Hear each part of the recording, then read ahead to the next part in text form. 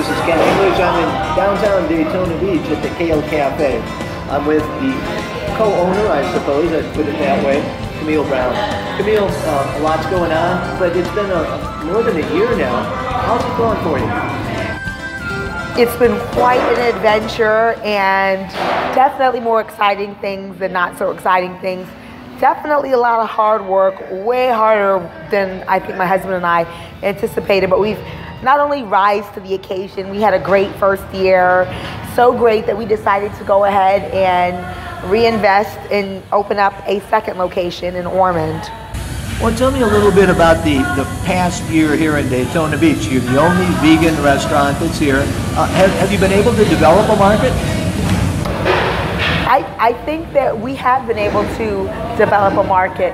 A lot of people trying tofu for the first time, and you know, kale smoothies and stuff for the first time.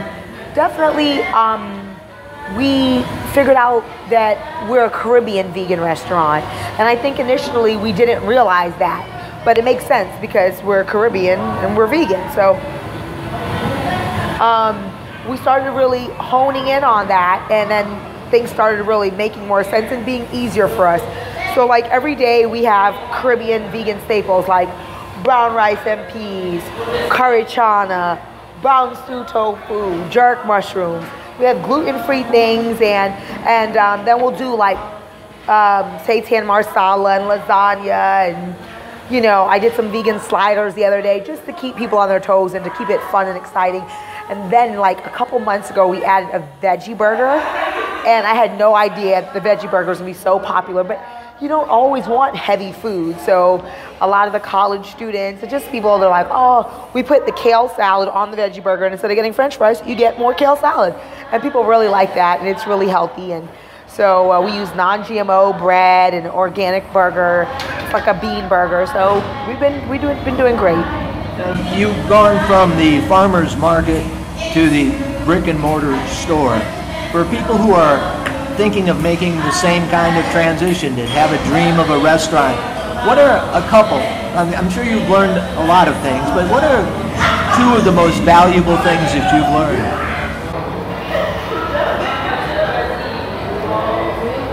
Well, having stamina is required to have a restaurant, and probably a little slight insanity as well. Eating the way that we eat gives you stamina. So I don't know if we ate the standard American diet, if we would have the energy and the clarity to put in the hours that it requires to have this going. You know, it's like easily 15-hour days for over a year. And leading into opening up the store, there was an additional 5 or 6 months doing the build out, most of which my husband done by himself, and all the paperwork and everything we had to do prior to opening. So that was just like, you know, just a lot of work. The other thing I would say is you have to have a vision, and you have to be patient with it. You really, really have to enjoy it, but you just have to,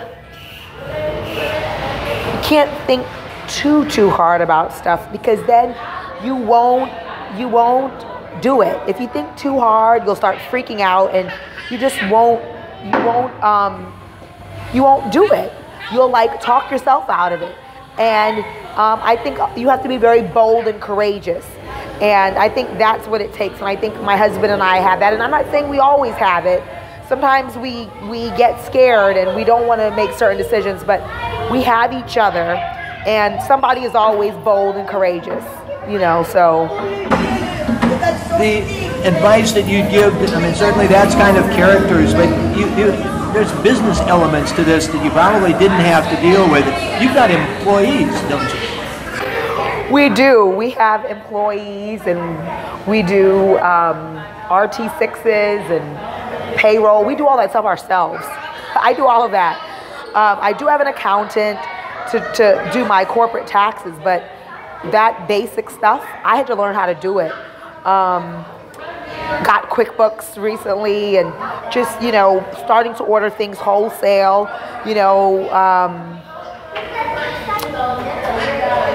it requires a lot of organization, but we didn't like wake up one morning and have 8 employees. We started off with 1 employee, and it was so gradual that, you kind of just are prepared to tackle fires every day in a row. So as long as you can do that and stay focused and not get deterred. Camille, the business is not only you and your husband, but several people involved. So you are a job creator, are you not? Yeah, I just had an employee meeting yesterday, and I think I have about 7 employees right now, and a dishwasher as well. And my dishwasher is technically homeless, and he started with us at the farmer's market, just helping load and unload. And we've been able to, he's been working for us over a year, and it feels really good to be able to help pay people. And you don't really think about it like, oh my gosh, I'm employing people, until you start. I did W-2 forms for them the other day, and I was like, oh my gosh, I matched their 401k, and I paid into their this, and I'm doing and I'm like, wow. So then you start feeling like, you do feel a little good that you're able to actually, you're creating jobs for people. I didn't realize,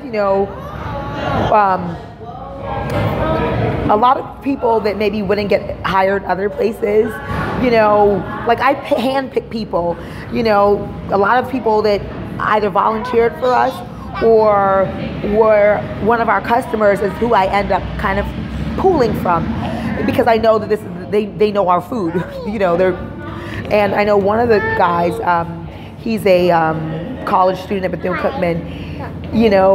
I used to just always chit chat with him when he would come in, and he's from New Jersey, and I said, man, one day I was like, do you need a job? You should look at having a job working with us. It's really cool. But first, I had him volunteer before I asked him about a job. I said, hey, can you volunteer? You need some community service hours? I told him to be here at 5 a.m. because we were going to Jacksonville for an event, and he was here before that, and he did a great job. And so I'm like, he's a hard worker. That's what I like, hard workers, because my husband and I work hard. And even in our staff meeting, the first person that was here at the meeting, because we're always kind of not on time to our meetings. So the first person that was here, I gave him some money, and then I had a drawing, and I take them out for their birthdays. I really value them because we can't be here 24/7, and you really have to trust your employees. And so it's a good feeling to have them be like family. They help me with my children. We all hang out together sometimes.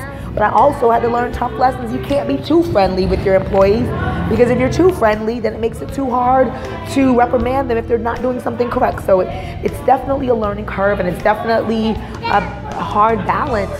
Sometimes you have to, have tough love. I've only had to fire really one person, and yeah, so it's not easy, but I think that with the evolution of you growing and your business growing, you're ready for whatever comes your way.